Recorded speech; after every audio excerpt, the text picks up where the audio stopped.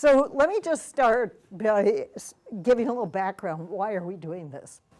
I think the short answer is we're doing this new 360 evaluation to really help you all, okay? Now there's some of you who are getting close to promotion and we may not be helping you all that much, but certainly for those of you starting out, those of you in your first term, I think you're going to be able to take full advantage of this. And while we're rolling it out, we really want you to be informed what the purpose is and to give us feedback as we go along, because again, it's to help you. So what prompted us to start thinking about this, and I should say that us is, I worked with Will Talbot on this, who I think most of you know, he's the Senior Associate Dean for grad students and postdocs. And partly because there were, we wanted to make sure that people were being good mentors to their postdocs and grad students. But the other big concern was that we had in the School of Medicine, and there were others across the university, promotion failures because people were not good teachers and mentors. And the university takes that very seriously. Provost Drell takes it very seriously. We take it very seriously. And then we started thinking about it and saying, well, for those of you, you're just starting out, you're going to go from being a postdoc fellow to now I'm running a research group. And we don't give you a lot of training in how you go about doing that. So we've taken several different approaches. One is, and some of you know this, we've put together a course on starting your research group that we're now offering to new faculty members. We have one that's a little more advanced for faculty and we're just rolling that one out. They'll have the first meeting later this month. And we're going to be doing these on a regular basis. We've also worked very closely with the Teaching and Mentoring Academy that Gavin Sherlock and Lars Osterberg co-lead. And they have developed some mentoring sessions. They have the opportunity to provide skilled coaches who come in and look at you teaching and give you feedback. And we're working with them on other opportunities. So now I know there are some of you here who do clinical work too. And so in that space, you get, every time you work with a resident or a fellow, they fill out a MedHub evaluation for you, right? And they rate how'd you do as a teacher, how'd you do at giving feedback, how are you, on the clinical service. And at the time of reappointment and promotion, you also get a clinical excellence survey, which is filled out by your trainees, by staff, and by peers. And that sort of tells us how you're doing. The problem is for people who do very little clinical work or who do no clinical work, we don't have any of those equivalents, okay? And at reappointment, those of you who've been through a reappointment, you know that we ask your current and former trainees to write letters and tell us, there are a couple of questions about how you're doing as a teacher and a mentor.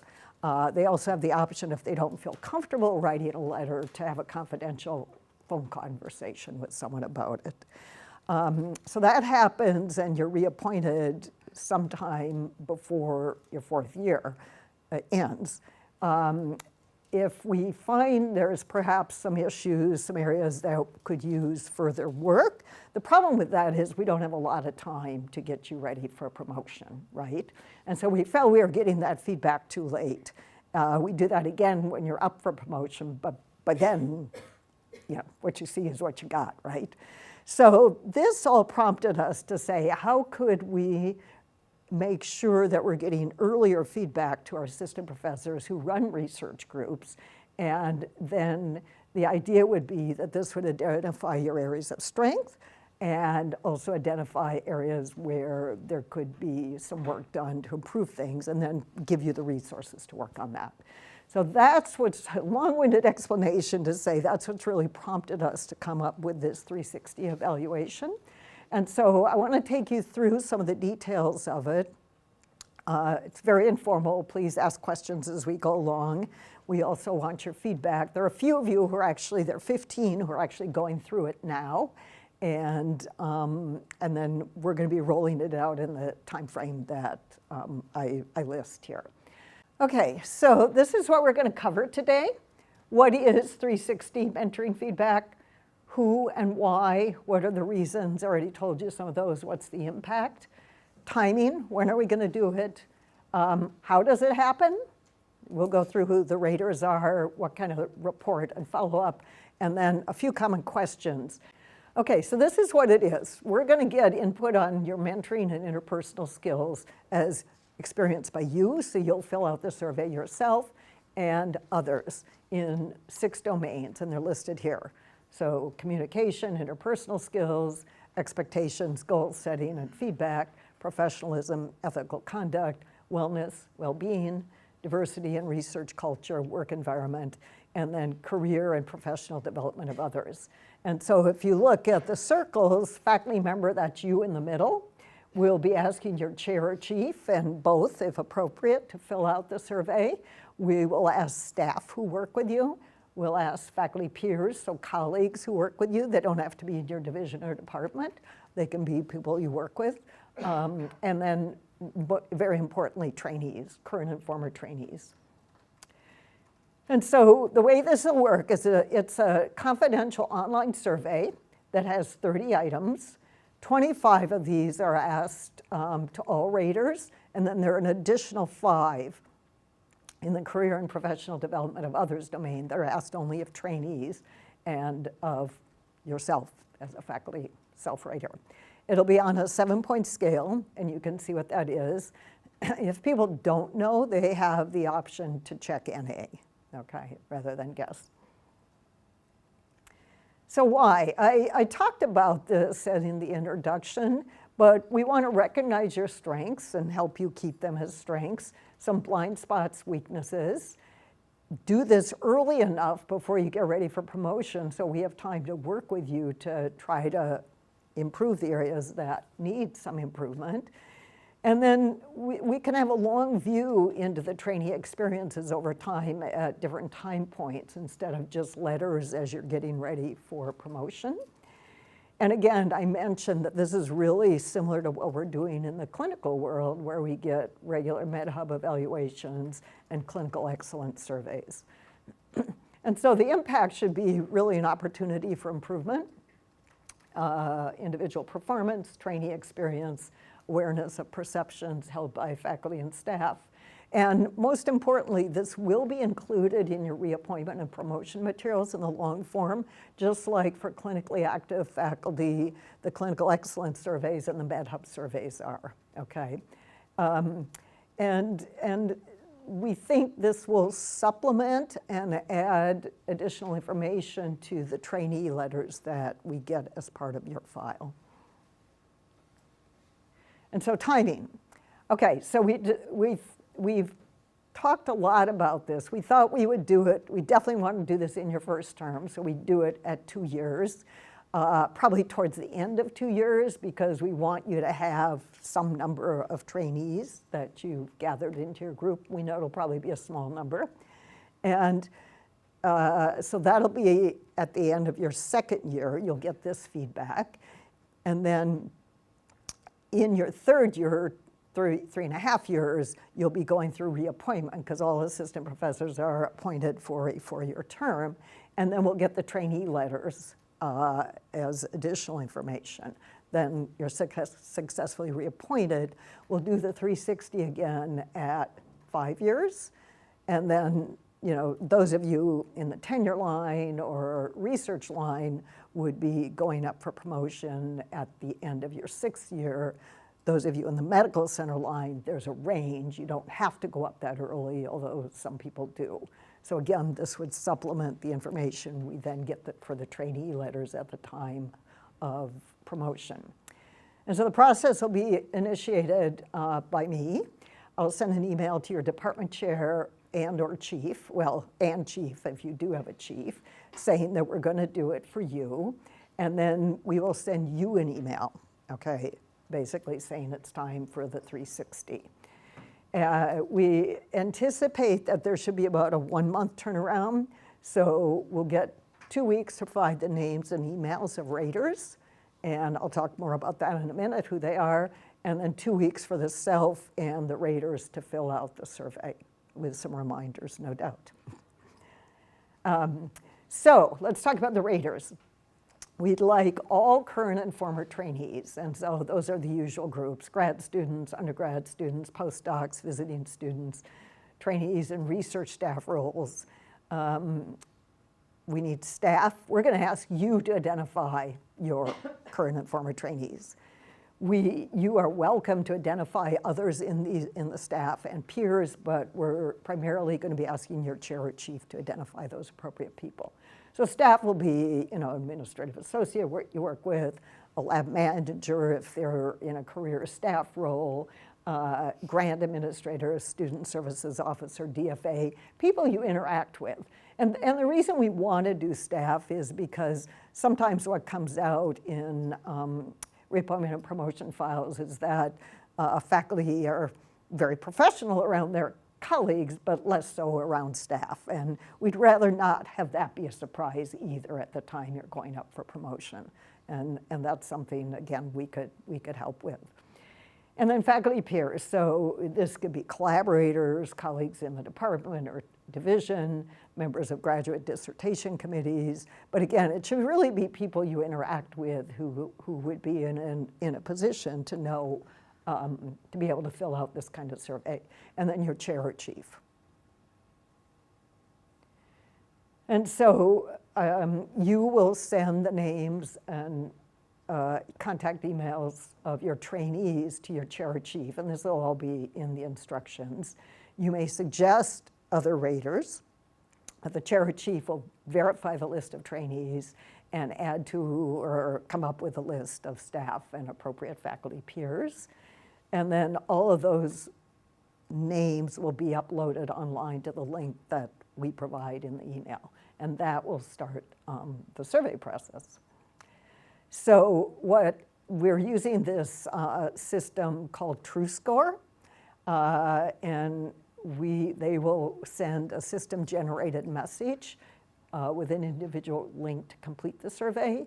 And as I mentioned, there'll be 2 weeks given to ask people to complete it. And we ask that obviously you not contact any rater about the process, even if you're prompting them to finish the survey.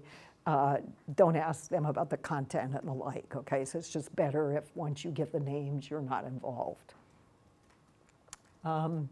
We tested this survey instrument. We asked 3 senior faculty who are widely viewed as having good interpersonal skills and being excellent mentors if they would agree to take it and have their peers, trainees, and staff take it. Because we wanted to see how it worked. And there were no surprises. It came back that these people were very highly rated. Participants have the opportunity to write comments as well. So it's a score and then boxes for comments. Let me talk about the report, because I think it's really important that you understand what you're going to get back from that. But first, let me say, are there any questions about the process? Yeah, oh, thanks for bringing that up.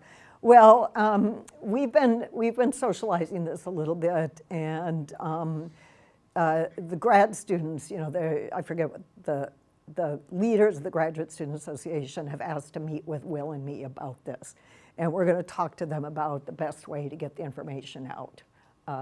It's a good point. Postdocs may be a little harder to do, but I do think postdocs will have a little better concept of what this means. It is true that a grad student in their first year or just starting their second year is probably going to wonder, well, how do I do this, right? And so, yes, we will be, I don't think we're going to be able to meet with every single grad student, but we will be rolling out based on what we hear from the grad students the best way to get this information out. And we'll be asking the different departments, programs to do that. We're not going to say in the introduction that it's tied to promotion, but yes, it is an important piece of evidence that will be used with the promotion and reappointment is a holistic review of data collected in all the different realms. And so, you don't think they should know that? No, they will know it.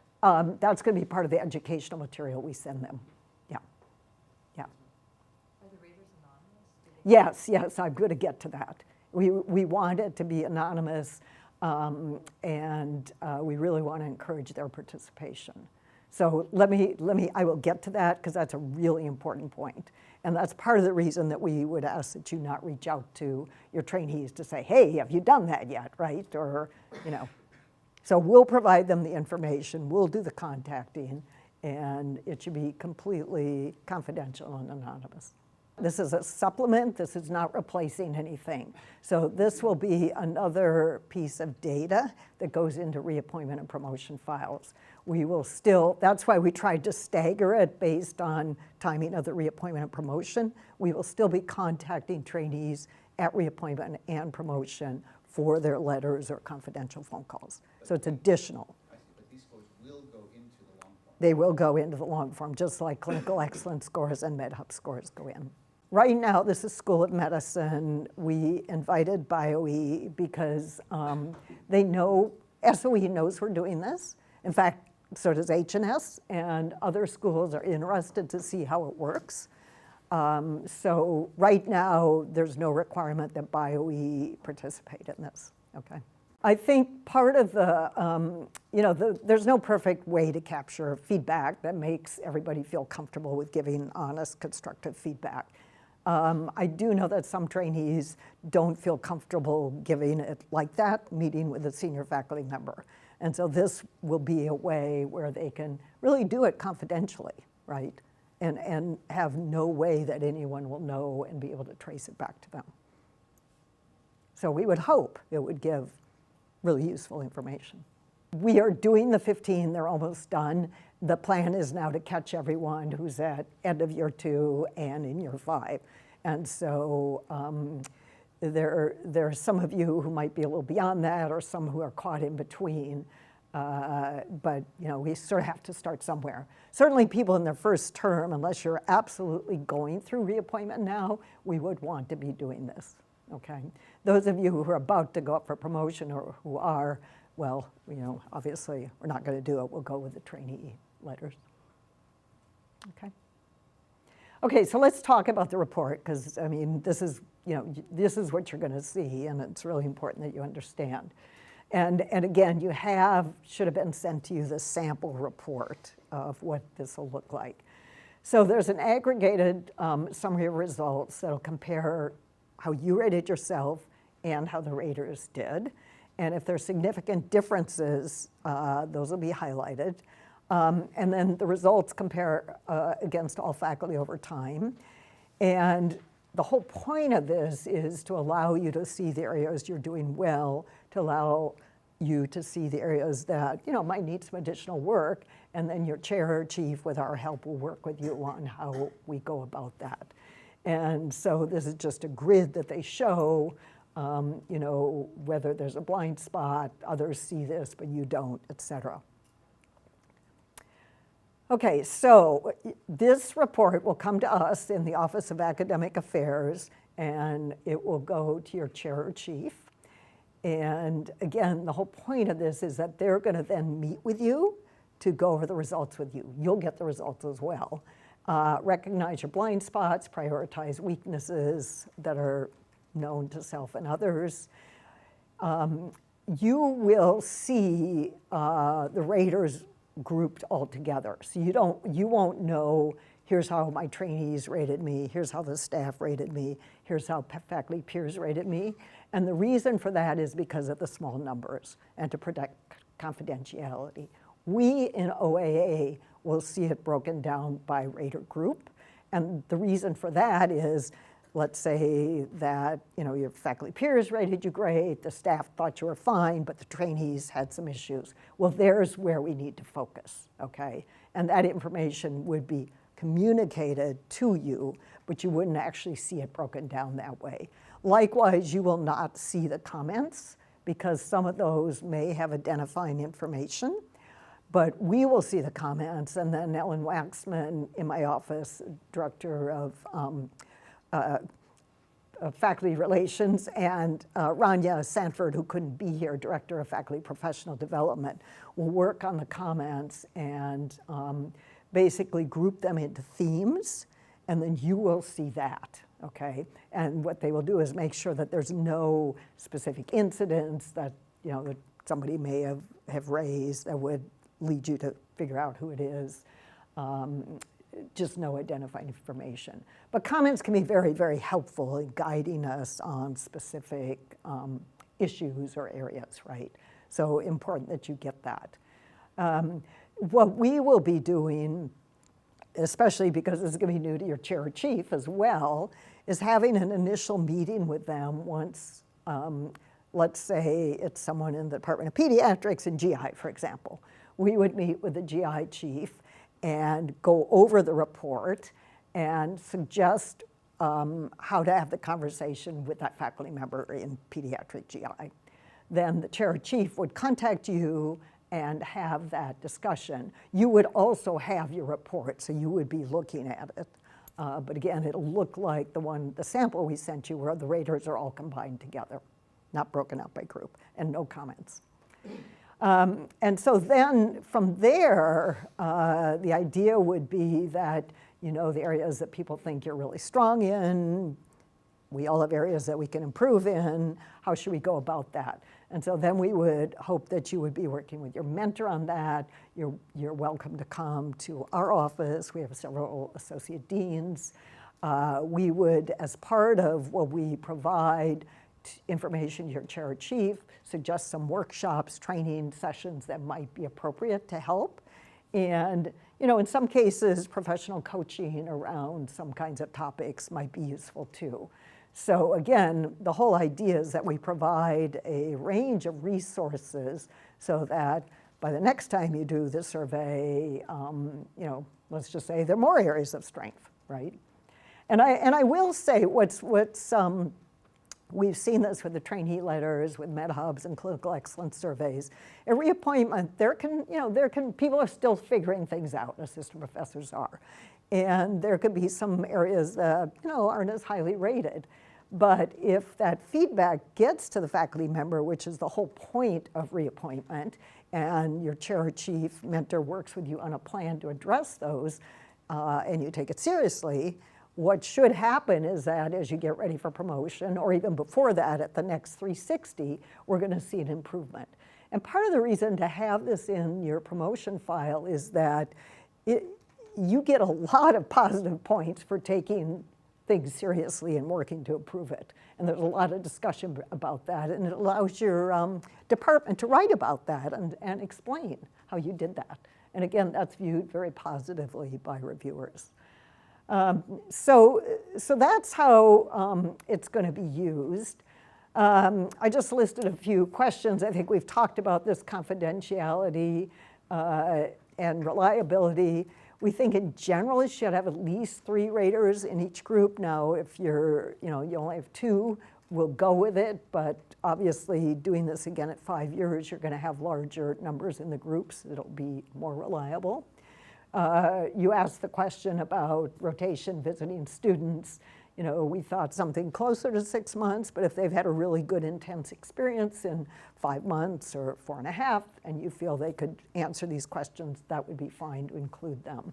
Again, the more people we can include, the better. You're bringing up a good point. So just as we do for trainee letters, we ask all former as well as current to write a letter. And we would ask the same to do the survey again. Now, it may be, you're right, that if somebody did it at the end of 2 years and then left your group, they may get back to us at year 5 and say, well, I don't have anything new to add, which would be fine.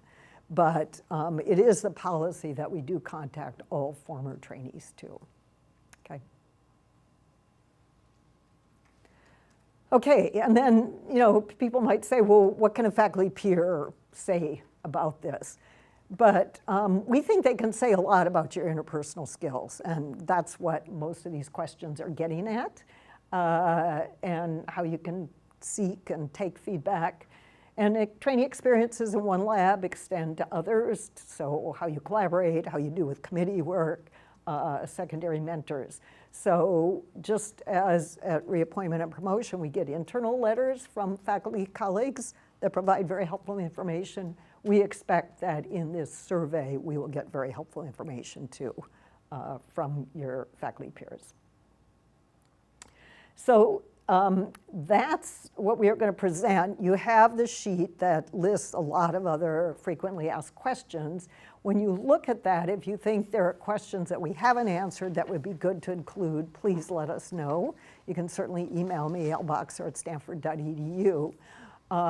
We will be soon capturing those of you at the end of your second year, in your fifth year, and really plan to roll this out.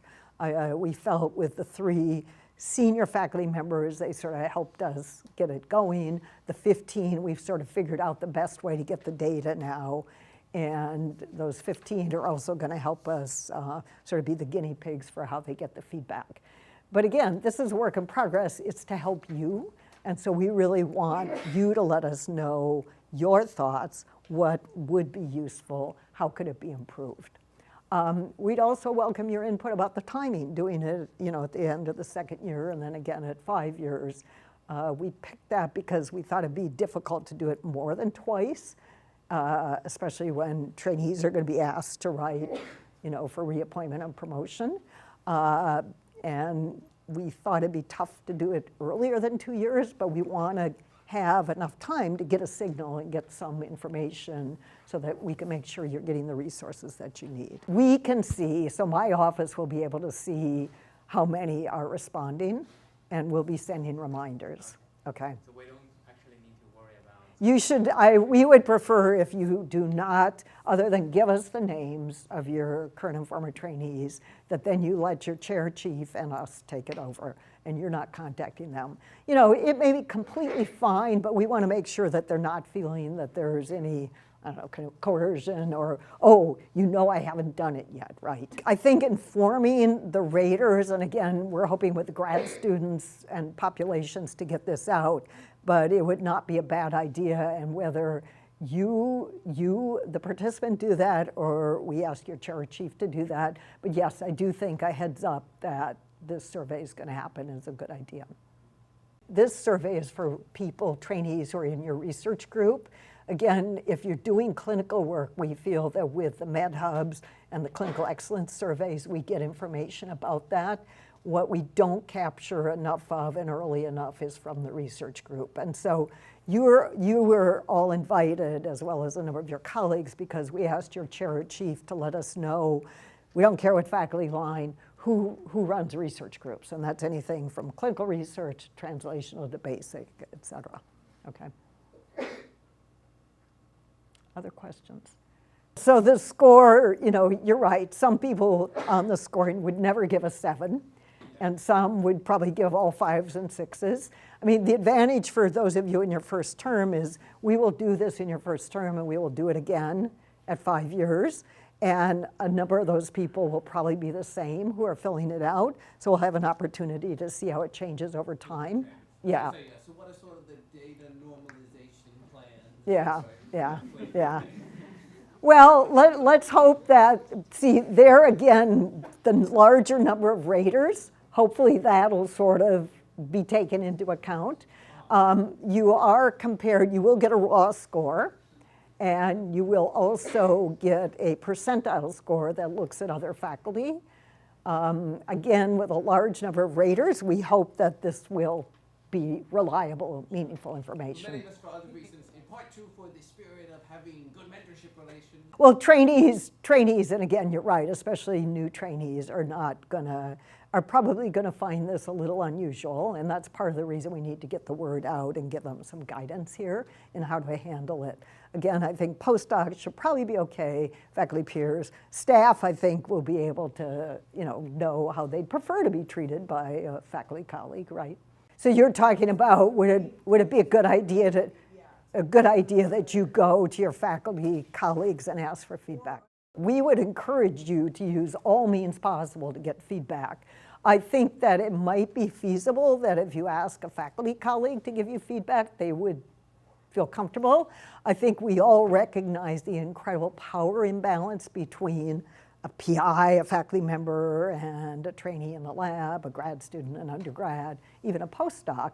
and that they're going to be very cautious about what they say, and they may be very uncomfortable with that. Now, not all, but they really view it as, I'm working with you, I'm going to need a good letter of recommendation from you to go on to my next move and next and next and next. And what we have seen is they're very concerned about giving any kind of negative feedback. And again, we don't want negative feedback just for the sake of being negative, but if we don't know what they're thinking in a constructive way, how do we help? We can't make it any better, right? But yes, this is really to supplement any other means that you may want to use for getting feedback from anybody. Again, it doesn't take the place of that. But we do think, we hope, we really do believe that it will provide a safe, confidential way for especially trainees to give you the feedback, okay? Especially when they understand that it's to help you, right? I mean, we want all our assistant professors to be successful. We want you all to get promoted. And it's really pretty painful when it doesn't work out because of issues around mentoring, around teaching, right? And maybe your research, and if you do clinical care, are really strong, right?